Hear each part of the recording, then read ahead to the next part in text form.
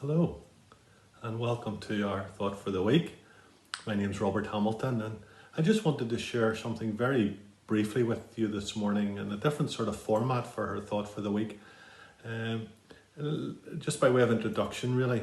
In a previous life, or so it seems, I worked in southern Italy in a mission context, and one of the things that we would have tried to do was to reach to towns, villages, cities indeed, where the gospel hadn't been clearly shared with people, where there were still really unevangelized zones and areas. One of the areas that we worked in the late 90s was an area that some of you might be familiar with, in and around Sorrento and the Amalfi Coast, a very beautiful area, but one of the least evangelized areas of all of Italy.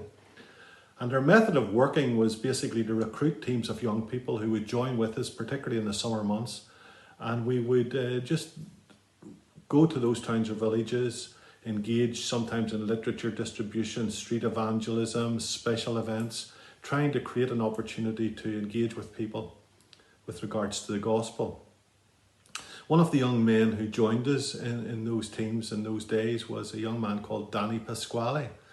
And Danny was then in his late teens, possibly early 20s. He's now in his early 40s, and I've remained in contact with him over the years. In fact, he's now the vice principal of the Evangelical Bible Institute of Italy, which is in Rome. One of the things that I found interesting and indeed challenging recently was he wrote a script for a short video clip which has got to do with the spread of this pandemic, the coronavirus. I find it very challenging and helpful. And I thought for our Thought for the Week this week that we would have a look at this video clip together. I just want to leave it with you, and I pray that it would be both an encouragement to you, but I presume it will also be a challenge to you as it was to me. So have a look. God bless. Everything will be all right. In these days of emergency, we often repeat this sentence as we speak on an online post with a sign from the window of our homes.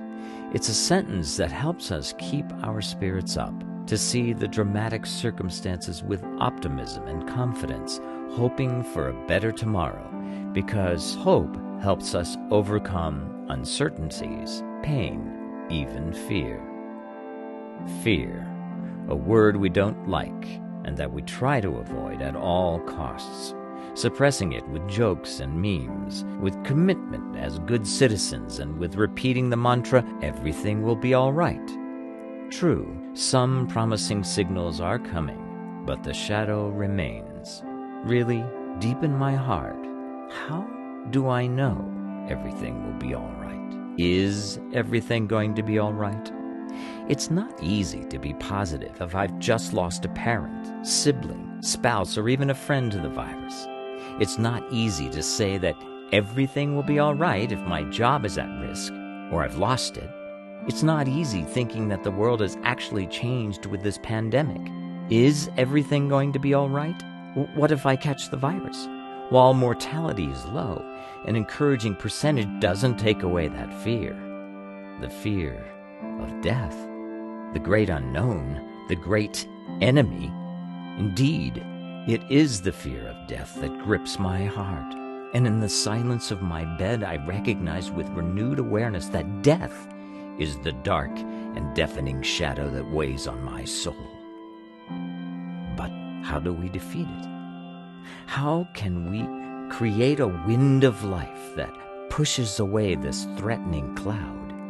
We try in every way, with an overdose of TV series, sports, movies, and music, immersing ourselves in work, hobbies, fitness workout, serving our families and communities, defending the environment, and fighting the injustices of the system, hoping to prepare for the afterlife with a resume of good deeds. Yet, all of these things, which still have intrinsic value, are not the answer. They never were. So, what to do? Who do we turn to? Is all we have left the anguish of Munch's scream? There is a real, valid, winning alternative. There is one person who has taken the problem of death. He confronted it and won it because he had extraordinary antibodies in his soul: purity, justice, love. And despite a gruesome and vile death, he was raised to defeat the great enemy and free those who all their lives were held in slavery by their fear of death. Jesus indeed died and rose so that whoever believes in him shall not perish but have eternal life. For those who rely deeply and fully on him will not be judged, but has crossed over from death to life. No more an existence lived in the shadow of death and God's judgment, but a new, abundant, rich life. The ultimate destiny, beyond a disease, an accident, beyond death itself, is life. A life of infinitely superior quality than the one we know. God will dwell with them. He will wipe every tear from their eyes. There will be no more death, or mourning, or crying, or pain, for the old order of things has passed away.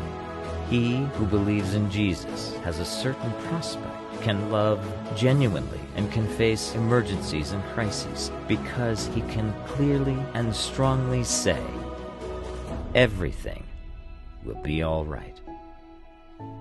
Can you say that?